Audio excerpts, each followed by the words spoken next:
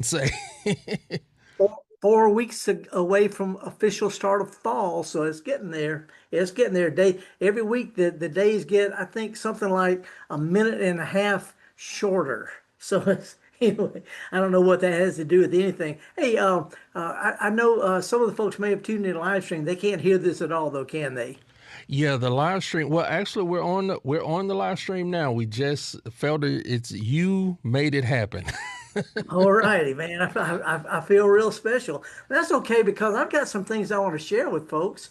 I got some pictures to show. And if you're not listening on live stream, if you haven't tried that, if you're listening on the radio or on your computer, go to YouTube and in the search box. No? Yeah, no, we are on YouTube, and you can ask questions in the chat, but we do not have graphics this morning, so we won't be able to show No, your beautiful pictures. the beautiful picture. Well, that's too bad because I got some of the best pictures I've ever taken in my life, Java. That's okay. Listen, I got all sorts of stuff to talk about. The people have been real busy. Gardeners been real busy. Some folks have given up, but some have picked back up and they started over again. They're getting ready for fall. Some people are trying to put together their summer garden, trying to keep it limping on into fall because we're in sort of a threshold. It's the lemon, liminality means you're neither here nor there. And a lot of people are frustrated because it's hot and dry and too much rain. We're getting leaf spots and root rots and tomatoes and peppers dropping the front. It can be depressing. And we're seeing mushrooms pop up on people's lawns. But that's the kind of stuff that I can talk about. If anybody wants to give us a call, it's toll free, 1-877 MPB ring. And I got some really doozies to share this week that people have been asking about. But before we get into that, Java, have you had your bad dad joke? Are you known around the house for dad jokes, or is it just me? No, but I mean, I do ask the kids often, do they know why 7, 8, 9?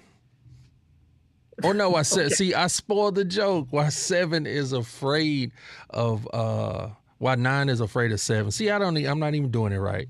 Oh man. Let me give you one. This is sort of related to horticulture.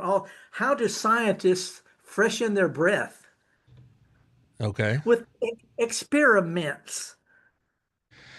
Let me cue up There my you badoosh doosh. there you go. This is the kind of stuff old guys we sit around and do. As a matter of fact, I think over the past few months, I've been sharing what I call pub talk, what guys talk. Because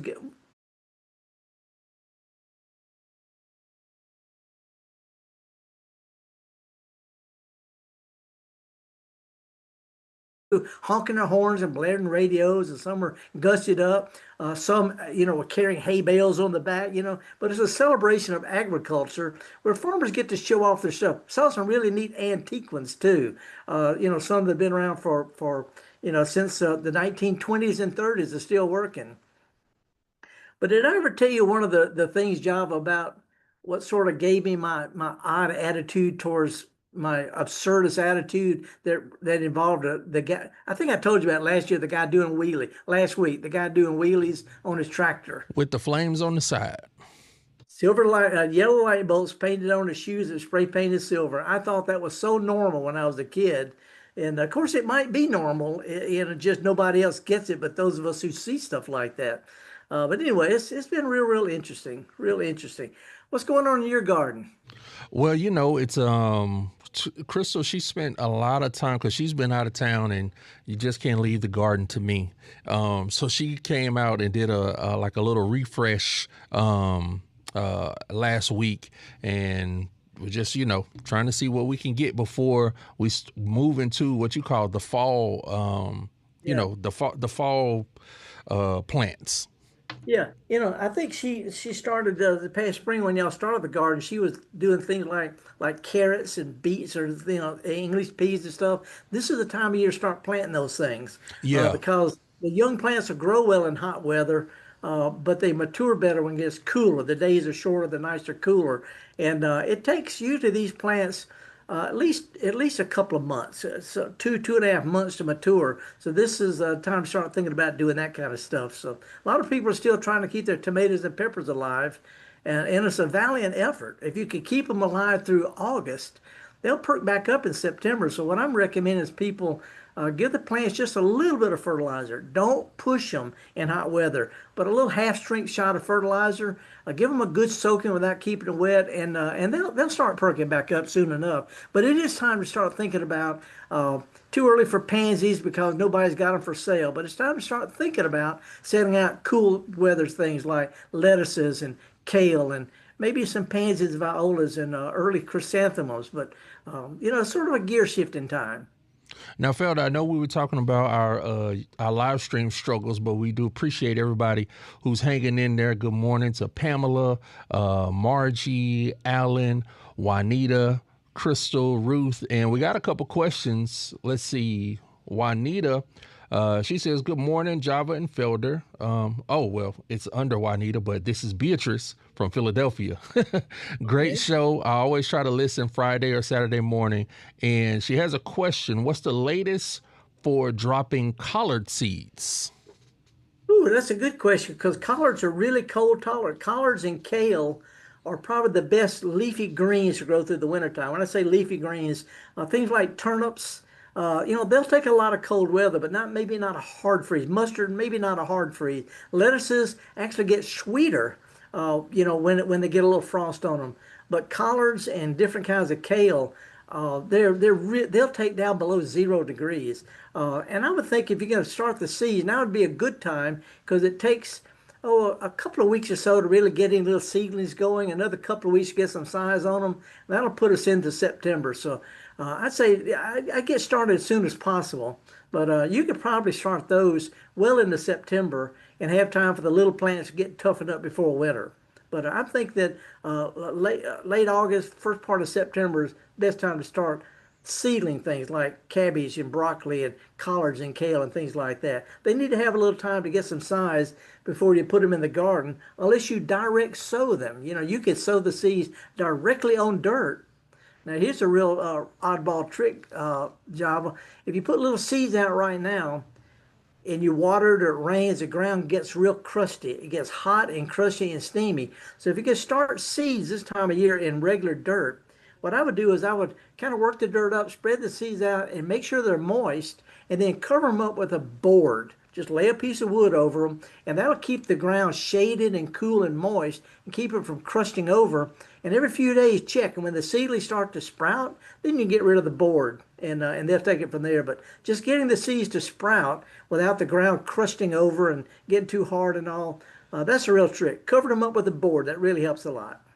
Okay, and got one more question from the live stream before we take our first break for the hour. Ruth in Mabin. I know Ruth from Mabin. She has a question. Is it better to plant potted roses in fall or spring in central Mississippi? It's a real good question, and I hear that a lot, and there's a lot of opinions about that. But the truth is, if it's grown in a container, you can sit out any day of the week that you can physically get out there. If you're going to plant stuff this time of year, it's really important when you take a plant out of a pot to loosen up that potting soil a little bit. Don't just pull it out of the pot and stick it into dirt. You want to sort of mix the potting soil in with your dirt. And that's tough on a plant this time of year, but you can do it. But to answer your question, if you plant in the spring, you'll have to water a few times to get them established. If you plant in the fall, by spring, they'll pretty well be well rooted. So it's better on you and the plant to set out things in the fall if you can find them then. But garden centers typically get their new roses in sometime in the wintertime. So anyway, ideal time would be the fall or early winter. Second best would be winter or spring, but you can plant anytime you can dig a good hole, loosen up the roots in the potting soil, and when you water, don't keep plants wet. Water them really good, and then let the top few inches dry out, because if you keep them wet, those roots are going to stay wet, and the deeper one's going to rot. So deep soakings, a couple of times a week for 2 or 3 weeks, then they should be established. So I hope that helps. I hope that helps, Ruth. Felder, let's go ahead and take our first break for the hour, and we'll come back after that. Okie dokie. And while we're getting ready for that, while we got the theme music going in there, I want to throw this out. This is a thought for the day. It's about dealing, doing things to kind of keep your spirits up, about healing. Doesn't have to be loud or big. Sometimes just putting some sticks out in the garden, putting some bottles on top of the sticks, and letting the sun just reflect the colors of the sky. Sometimes that's all it takes to just enjoy relaxing and doing simple things. We'll be back with more of the Gestalt Gardener here on MPB right after this.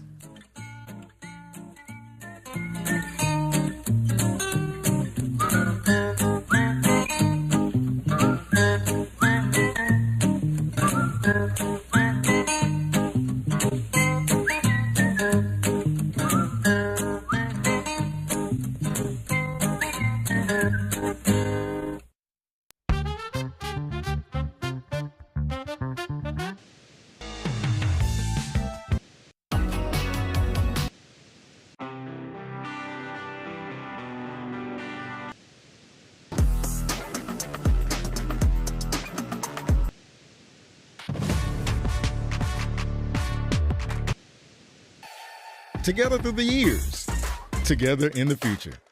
MPB, your stories, our mission. Every parent wants their child to grow, to explore, and to dream big. At MPB, we're proud to support families and teachers across Mississippi with trusted educational programming and resources that inspire learning and spark imagination. From PBS Kids favorites to digital tools and early learning support, MPB is here for young minds, engaged classrooms, and families who believe in the power of learning at every age. Empowering families, inspiring learners. MPB, your stories, our mission. The nation's longest running traveling celebration of traditional arts, the National Folk Festival, comes to downtown Jackson for the first time, November 7th through the 9th.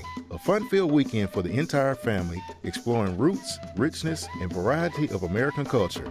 Non-stop music and dance, folk life demonstrations, hands-on children's activities, signature Southern foods, crafts, and more showcasing the best of America, the best of Mississippi, all free. We'll see you in November. More at nationalfolkfestival.com.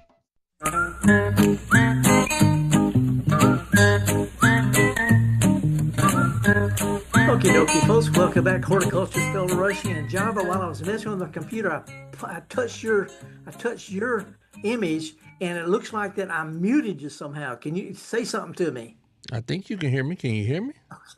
Okay. It's just me. It's just me. Don't touch anything, Felder. That's what I'm about to say. You got to stop pushing buttons, man.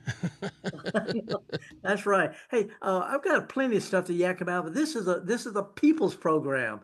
So what MPB does, we connect people with people, and we're going to go to my little neighborhood in Jackson called Fondren and see what Joanna's up to. Hey, Joanna, what's up? Hey, Felder, how are you doing? Have you had any rain? Yeah, we have. We've had rain off and on, some pretty good downpours. Good. That means my garden got rain. Exactly.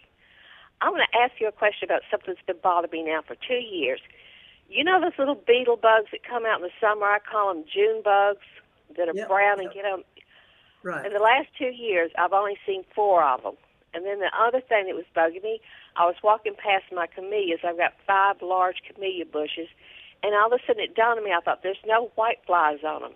None. I found one branch that had some on the lower branch of one tree. And the other thing is, there's no slugs. Where has everything gone? That's a good question, and I get that from different parts of the state just about every year. A lot of it has to do with not just this year's weather, but last year's weather. The June bugs, which some people call May beetles, but little brown things, slugs, and a whole lot of other insects.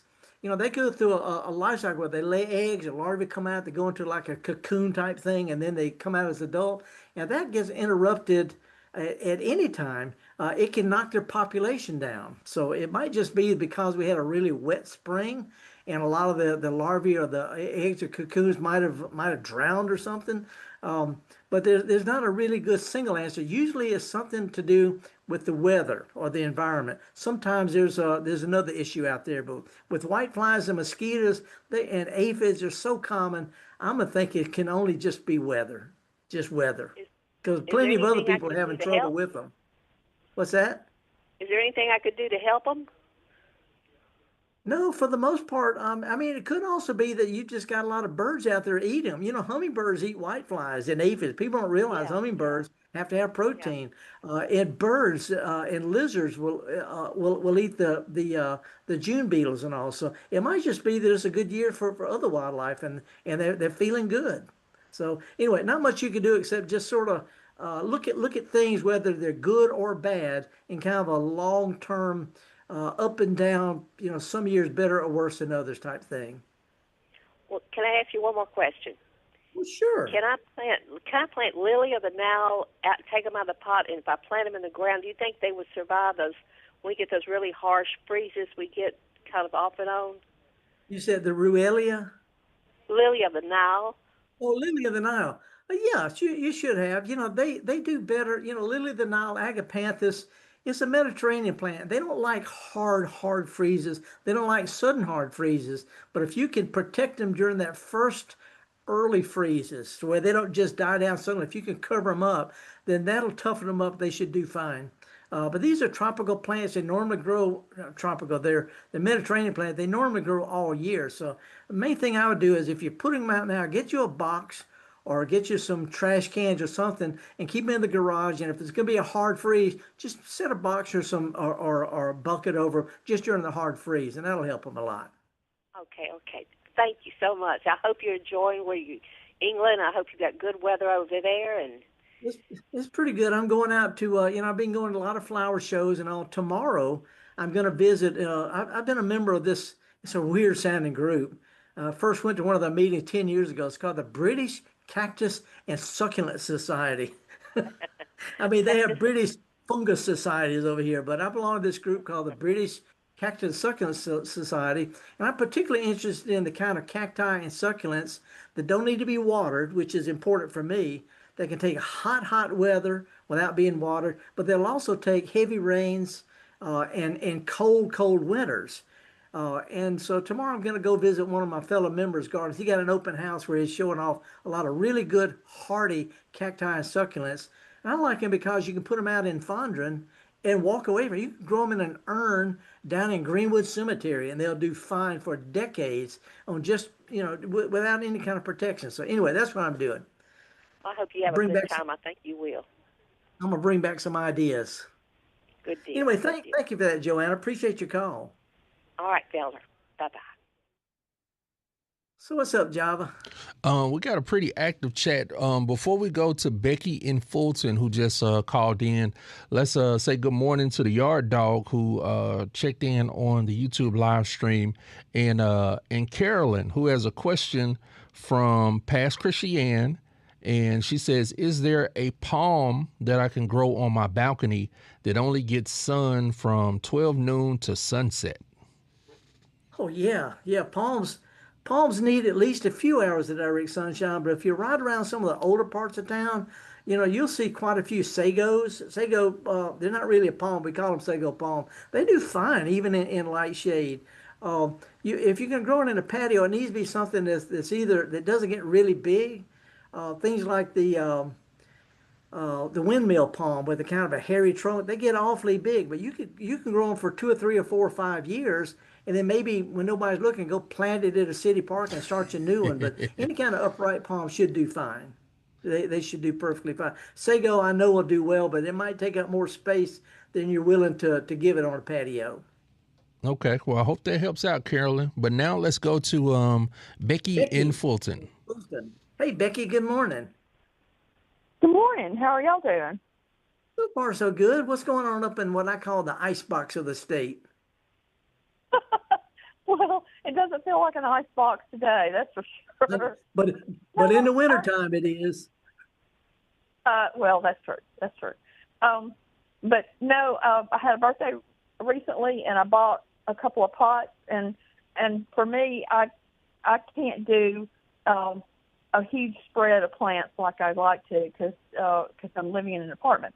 But for my birthday, I bought a couple of pots, and I repotted a monstera, and now I know why they call it a monstera, because it is a monster. they get big. They do get big.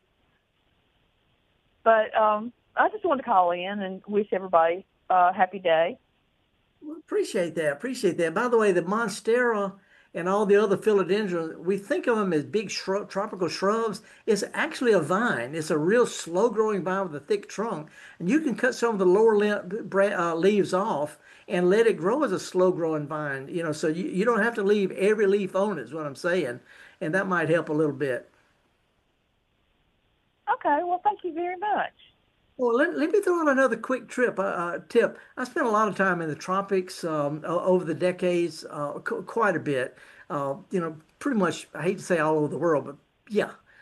And it's really unusual to have one tropical plant growing by itself, like we grow potted plants. Since you got the monstera in a pot, why not get one of the little heartleaf philodendrons or the golden pothos, a little yellow variegated pothos, and plant it in the same pot and let it grow on it. So you have like a vine growing on a vine to get more bang out of the pot. Okay, so tell me again what that is so I can write it down. Okay, there's a philodendron, little small heart-shaped green leaves. But it's an awful lot same colors as your monstera. But there's a plant called pothos, Pothos. You'll find it at every garden center. It's got kind of heart-shaped leaves, and they're splashy yellow and green variegated, and it grows perfectly well in the same pot and up the trunk as your monstera. No reason why you have to grow just one plant in a pot. You can actually get another kind of potted plant, a smaller tropical plant, in another pot and set it on top of the pot to make a little mini jungle thing there. So have fun. Get the most out of the space by doing layers, just like you would in your landscape. Okay. Well, thank you for the tip. Nothing to it. Well, appreciate you for calling in this morning, Becky. Felder, we're coming up on our halftime part of the show, but before we do that, let's talk to John in Mobile. Okay. Hey, John, what's going on down in eastern LA? Well, I've got a couple of blueberry bushes that took a beating over the winter between the snow and the freezing weather. Yeah. And they did leaf back, but I got no blossoms and, of course, no blueberries. Are they just taking a year off? Yeah, a lot of times, there's two things. The two main causes of blueberries not blooming or not having fruit. They won't have fruit if they don't get good pollination, even if they bloom. But the weather in the late summer and fall can affect how well it sets flower buds for the next winter or spring. See, so this time of year, it's really important to give these plants. Some people never water their plants, and that's fine, but they're lucky.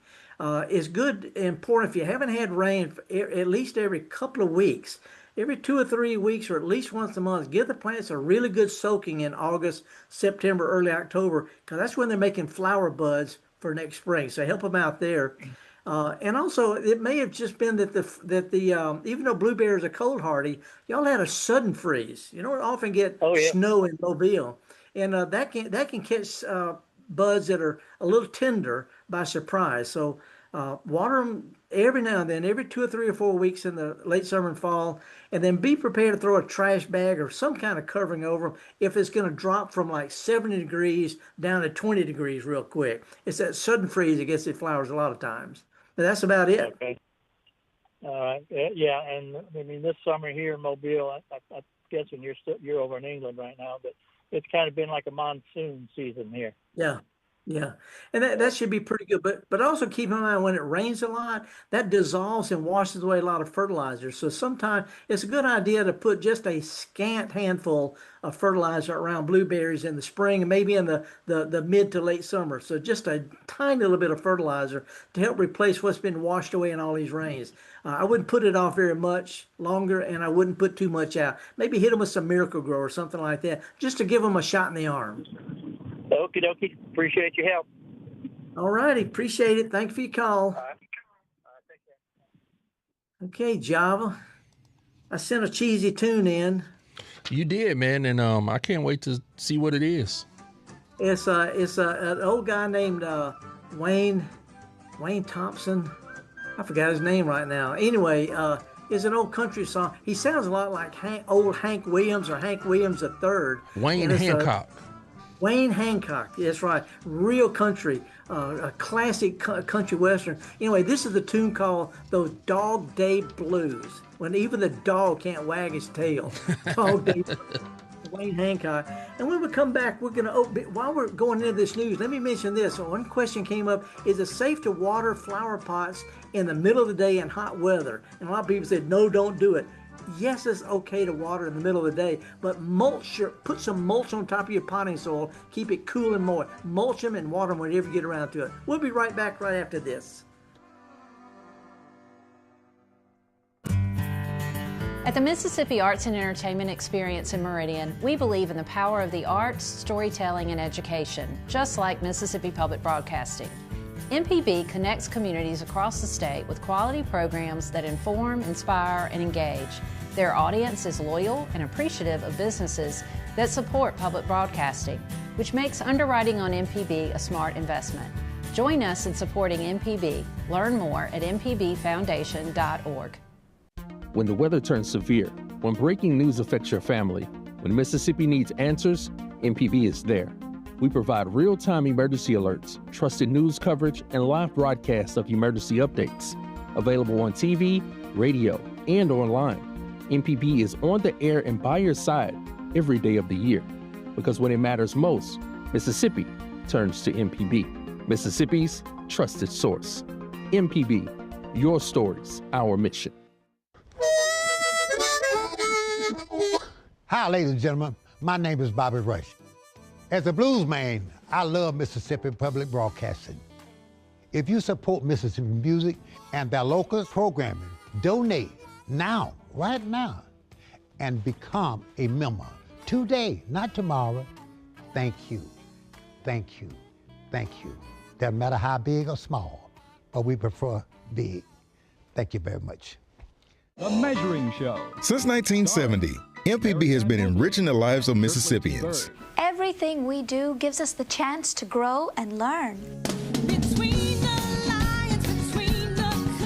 With your support, we are always there whenever and wherever you need us. Together through the years, together in the future. Please consider making a donation at mpbfoundation.org. MPB, your stories, our mission.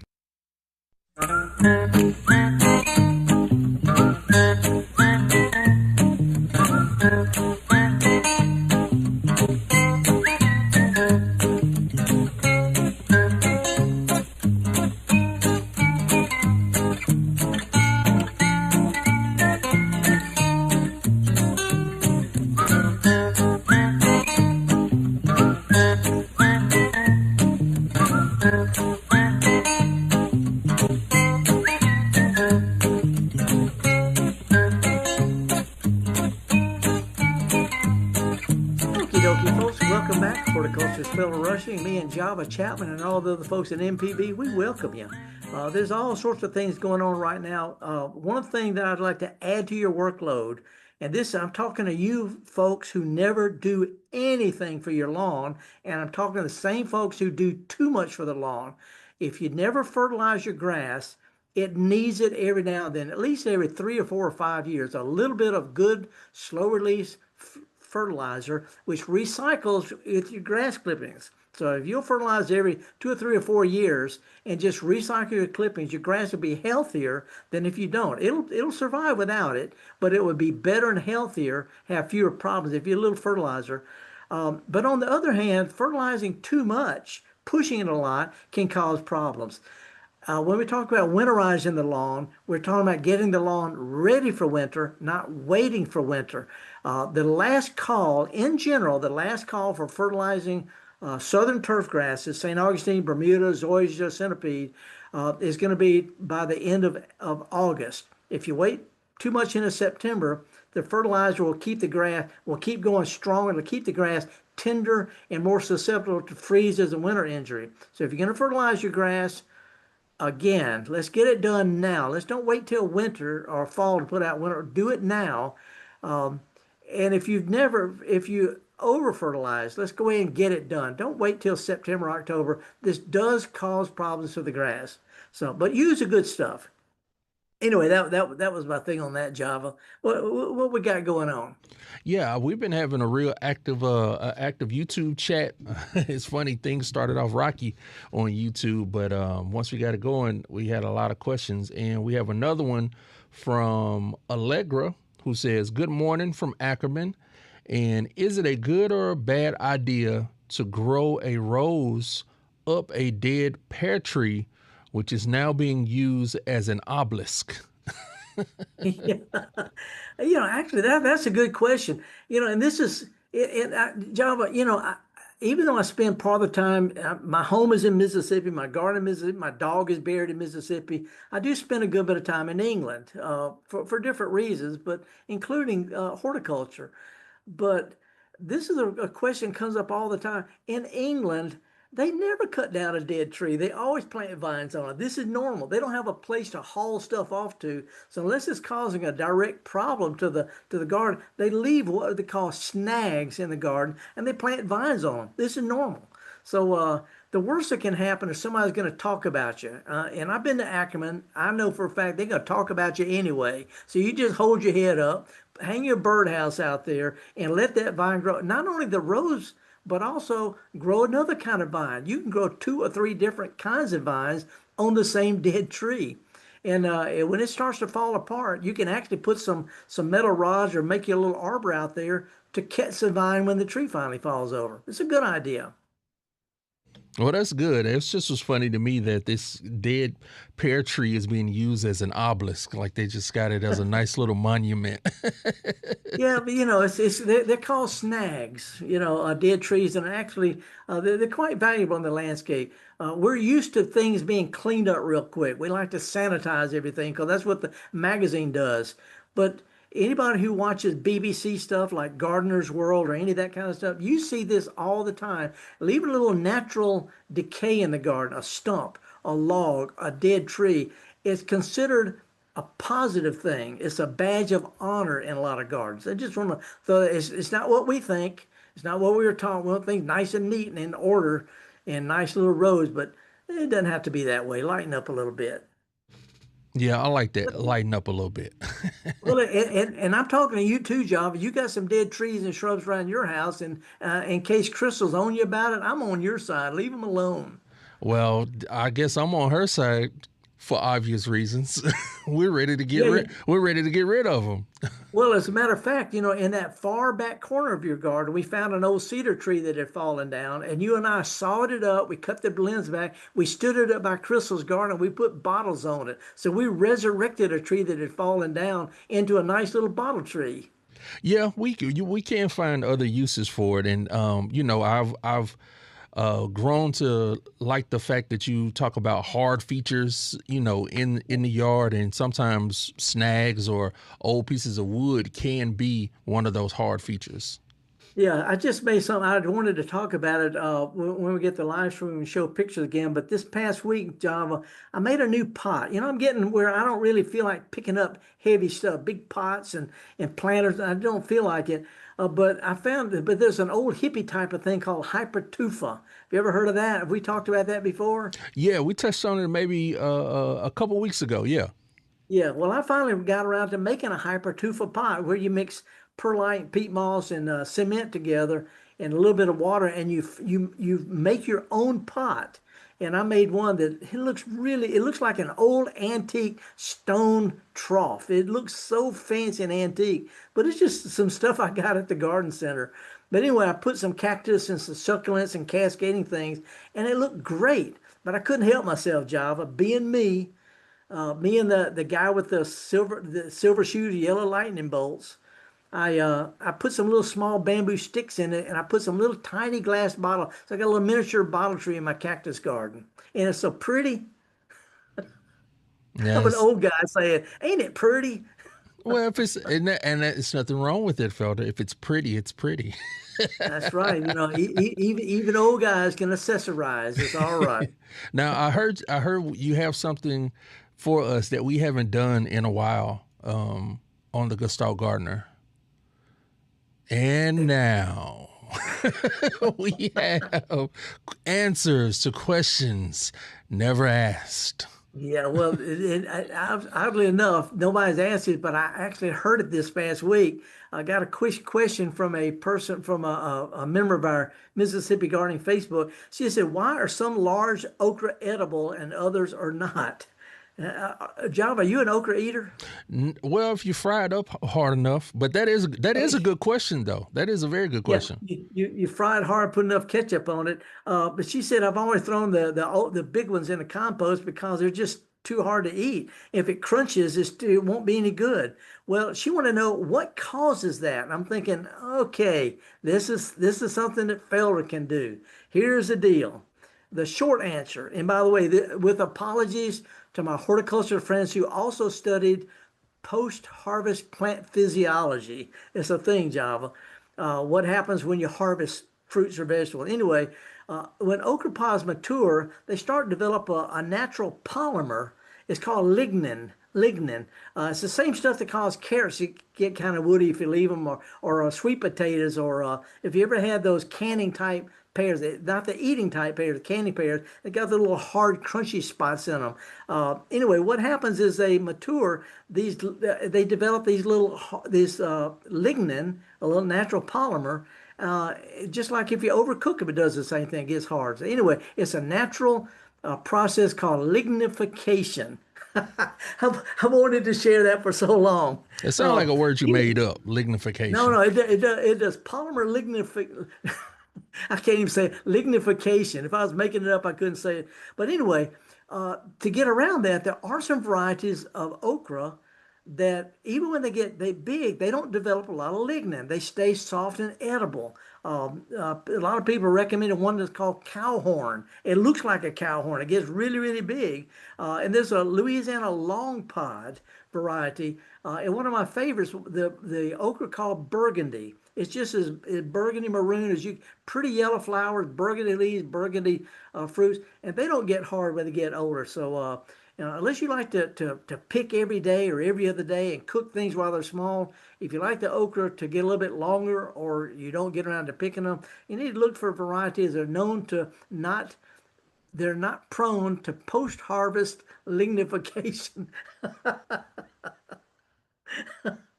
Sorry, Java. I'm laughing at people like me, okay? No, it's all good, and I'm glad we have a brave caller to come and save us from the lignification of the show.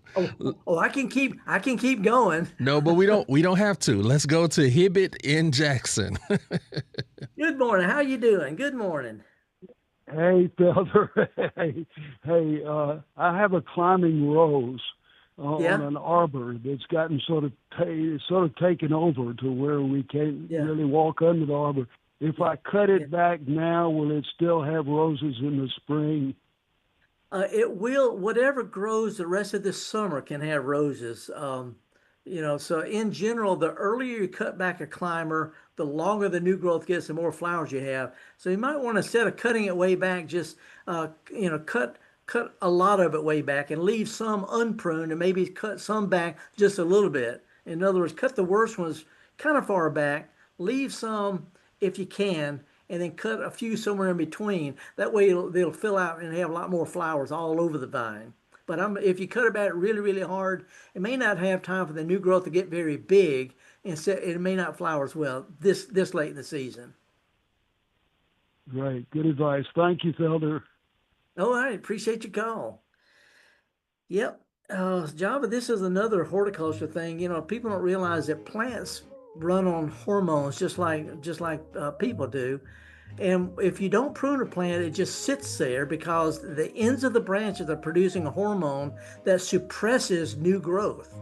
But if you cut the tips off the branches or you cut the branch back a little bit, that gets removed and the plants all of a sudden sprout out all up and down the stem. So pruning is not a negative thing. It actually stimulates new growth. But it's just really important for the new growth to have time to come out, mature, and have time to set buds before spring. It's a little bit late for azaleas and blueberries and things like that. If you got to prune, don't prune hard. We're going to take a real quick break and come back with more of the Gestalt Gardener, me and Java, and all the other folks here at Mississippi Public Broadcasting.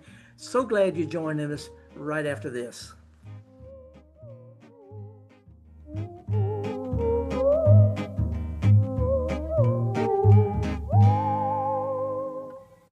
Hello, I'm Desiree Frazier, host of the award-winning news program, Mississippi Edition. We bring you conversations about the latest news from across the Magnolia State. Whether it's politics, healthcare, or education, you'll hear in-depth discussions on issues that matter to you. So join us each weekday morning at 8:30 on MPB Think Radio, or download the podcast, listen through the app, and online. Everlasting, the Legacy Podcast, is the official companion podcast to the upcoming MPB original documentary, focusing on the life of Medgar Evers. The companion podcast, hosted by me, Rita Brent, will feature in-depth conversations, extended interviews, and exclusive archive footage not shown in the documentary. Everlasting, the Legacy Podcast, video and audio episodes premiere September 18th. Find it on mpbonline.org or wherever you get your podcasts. MPB, your stories, our mission.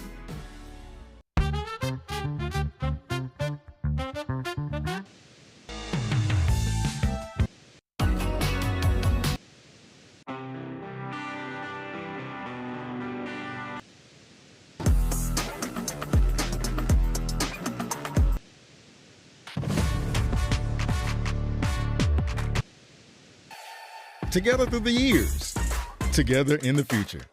MPB, your stories, our mission.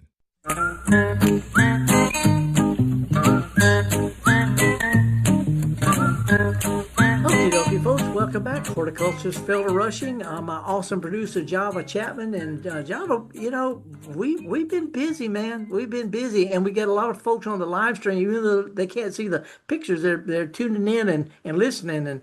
And we appreciate that. Yeah, today's just been a rock and roll type of day, but as always, we keep on going. And the live stream has been really active with questions. And Crystal, my Crystal, Crystal. Yes, ma'am. Yes, ma'am, Crystal.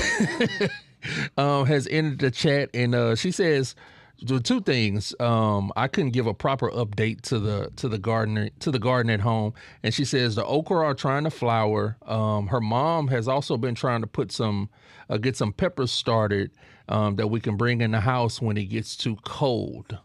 Yeah. So also she has a question about garden snakes, which I personally have not seen in the garden. I don't think, well, maybe I did. Yeah. I got one out, but I think garden snakes should be dwindling down. But what can we put out to deter them from setting up shop that won't harm other animals and plants? Yeah, that's a really good question. But before I mention that, let me mention this. Peppers need a little bit of fertilizer. They're not heavy feeders, but if you get a liquid fertilizer, something you mix with water and mix it up half strength, and every 2 or 3 weeks water them with that just a little bit, that'll make them sturdier and stockier. Full strength is not necessary, but fertilizer will really help those plants get sturdy and stocky. As far as the snakes, not sure. When she says garden snakes, I've got three different kinds in my garden in Jackson. One's a big old speckled king snake, black with little spots on it, and it got that big eating stuff I would rather not have, including other snakes. We have the little ribbon snakes, little garter snakes with the colorful stripes on them. But the most common snake people are going to come in their garden are called earth snakes or worm snakes. Sometimes they get a little pattern. When they're full grown, they're about the size of a new pencil.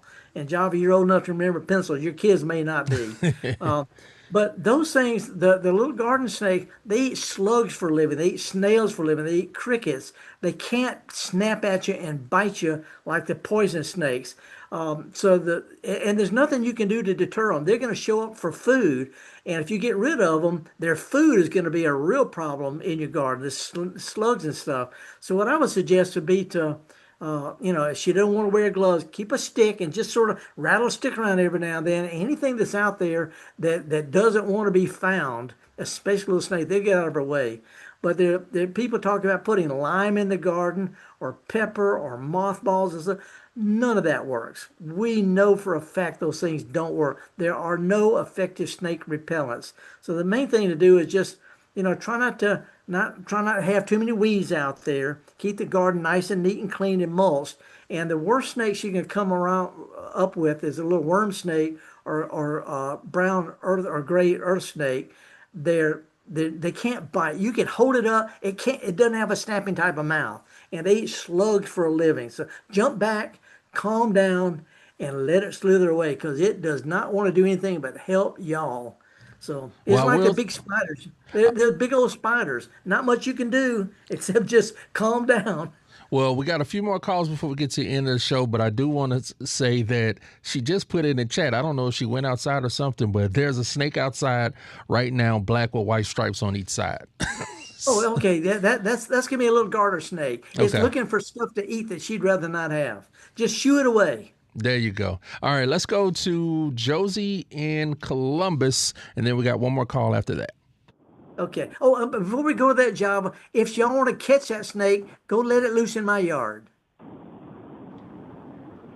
Okay, I have to wait till I get off because she's not going to touch it. Okay. So who we talking to? Josie in Columbus. Hey, Josie, what's up? Hi.